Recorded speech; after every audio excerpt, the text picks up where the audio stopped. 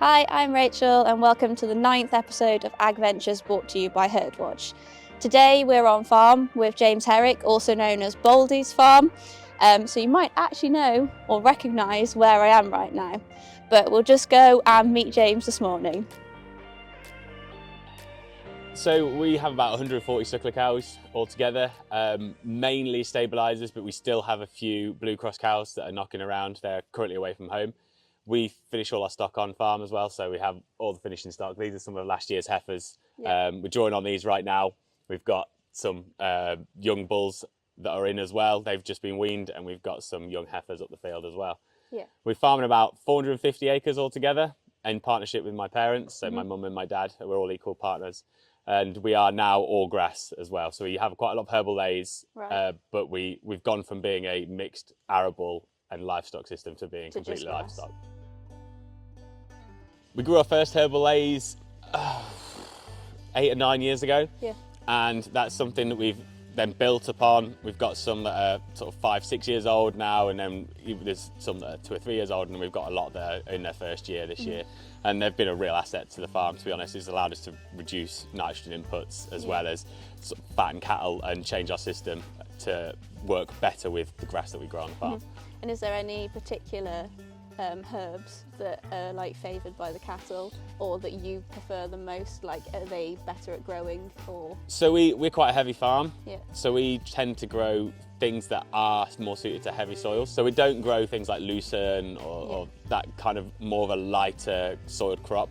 So we have more clovers, white clovers, a lot more grasses, and we grow things like vetches as well in there, plantain, and they seem to do really, really well. We've got some fantastic looking covers at the minute, and I just love going for a walk. It just makes me happy, just walk through grass. It's the saddest thing in the world.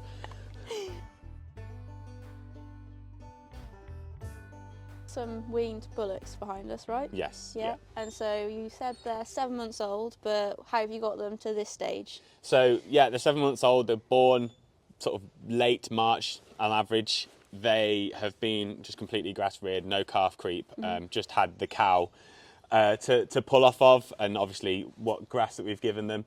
They averaged 276 kilos as a group at weaning, which we were really pleased with that. It's actually, to be fair, it's about 5 kilos back on last year, but the grass quality hasn't been quite there this year, with the weather. But yeah, we're still really pleased with that, and they look really well, and they're thriving now. They've gone on to eating a Herbal lay silage, which is about 17% protein, so they're just really happy, and as you can tell, they're pretty content in there. So how are we running these heifers here? So these are obviously a big group of stabiliser cows, and we just run them in one mob. So we're not splitting cattle out into groups of per bull, so we're not going sort of 25, 30 per bull. We just chuck everything in one group and then put multiple bulls in when we're bulling. Firstly, that helps shorten your bulling period, because you have more bulls to attack not attack, that's not the right word, but we have more bulls to go for every cow that becomes in heat. But also it just means that we have a bit more coverage as well, because if you have a bull problem, you've got other bulls that can step in as well, which it helps all round just improve the whole fertility of the herd. So we pelvic measure all our heifers to make sure that they are suitable. Yeah. But to be fair, with the stabiliser, I can't speak for other breeds, but with the stabiliser, they've got like the Gelbvieh and that in them, which notoriously have a big pelvis. Right. So that helps. But yeah, I can't. In another breed, I don't know. But you can pelvic measure, and then we take that and we chart it, and then we'll discount and cull out anything that's not going to hit those metrics, so that we can make sure that we are doing everything we can do to stop having to intervene. We might still have to. Yeah. We're not saying never, but it's very rare. We always as well keep a record of what we do calve. It's that same in Herdwatch, we do it, and in our paper records. So anything that's assisted, we'll make a note of it. It's either been like a cull off the back of it. an early. It's been like a really easy assist, or it's been a harder assist, or a vet, whatever. Yeah. And we use that as a management tool. But generally, they just calve on their own. Most of the time, you'll just turn up in the morning, and you're like, oh, there's one. Oh, there's one. Oh, there's one. They're just popping all over. Yeah, you just go in with the ear tags and just tag them up. Yeah,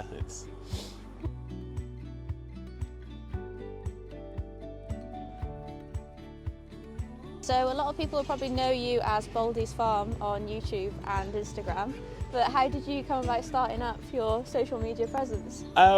YouTube was a funny one. I don't really know why I started the whole YouTube thing. I did media studies when I did A-levels. I wanted to do music and I couldn't do music because it clashed with geography. So I ended up having to do media studies. And I've now, however many years down the line, it's kind of come in handy. And I've always enjoyed making videos about various different things. And it was just something I started doing off the cuff, and it ended up being one of those things I challenged myself. Oh, could you do one every week until Christmas? And I did, and then it was, okay, well, I'll just keep going, and now we're sort of 3 years on or whatever, and I keep just churning them out. You're still here, Yeah. So is there anything in particular that people like the most? What did you start with? Like, what was your very first video? I think my very first video was in the summer, and I was actually combining, and I was just talking about what we were doing with the combine and whatever else, but it used to be that people were really keen on kit, sort of machinery type videos, but I'm not a machinery type person, so that made me not their friend. But it's kind of become that people are really interested in the cow stuff now because they know that's what I'm interested in, and you kind of end up tailoring your audience to that content. Yeah, so you've got a good bunch of followers behind you, really. Yes, yeah, there's I think there's about 11,500 at the minute on YouTube, something like that. So it's it's quite nice, and you build a nice community. I quite like YouTube actually because everyone tends to be behind you and have your back, which is really nice. Yeah. You mentioned a bit about data, but have you always collected a lot of data about your herd, or where does this all stem from? So my dad always collected a lot of data. Back in the early 90s, we had a big Yonis problem, and that was way before computers. So my dad just kept paper records like you wouldn't believe, just stacks of paper records, and he could go through anything and find one that's gone down with Yonis, and then find its heifer, and then find the heifer from that heifer, and then cull out everything. Every single one. And that's what's sort of led us to becoming a really high health herd. And then that's sort of something that's stemmed and sort of transferred now into me. It's just something I like to keep data around everything. But I just think we can use it so much to improve our herd dynamics and the metrics around what we do, and we can use it whether it's calving ease, whether it's growth rates, whether it's correlating the difference between birth weights and weaning weights, whatever. It's just something we can use to improve everything we do. So I've had Herdwatch for a couple of years now, and the thing I actually love about it is the fact that I've just got it in my pocket all the time. And if there's a cow that maybe I notice it's lame or it's missing an ear tag, I can just go on my phone, I can type its ear tag in, put it as something I need to check when I get back, and I can go back to the office and order that ear tag, for example, and it makes my life really easy, whereas you can guarantee you're not going to have a pen and paper and you'll forgot the number when you get back, or you order the wrong ear tag. So it's just an asset to have on your phone. It's brilliant.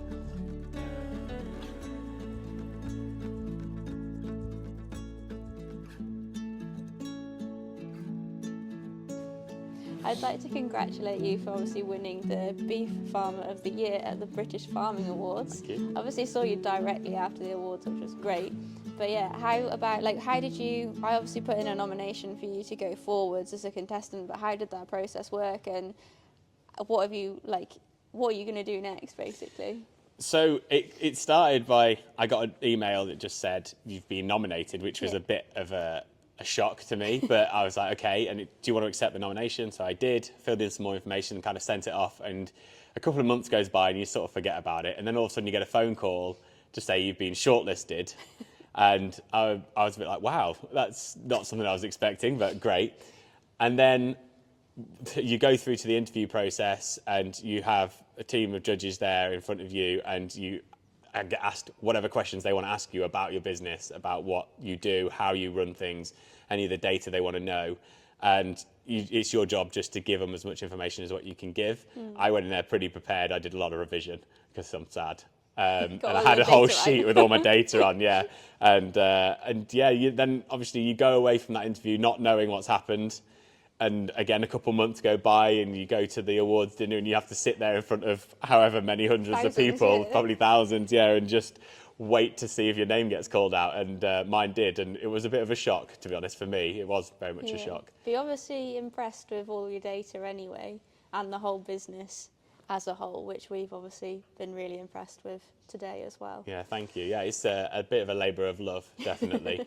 But it's one of those things there's a pressure that comes from winning an award like that you don't realise until you've won it. Everyone's now looking at you, and you're not doing anything different to what you were before, but everyone's judging, which is, it's one of those things. I'm just glad to have won it.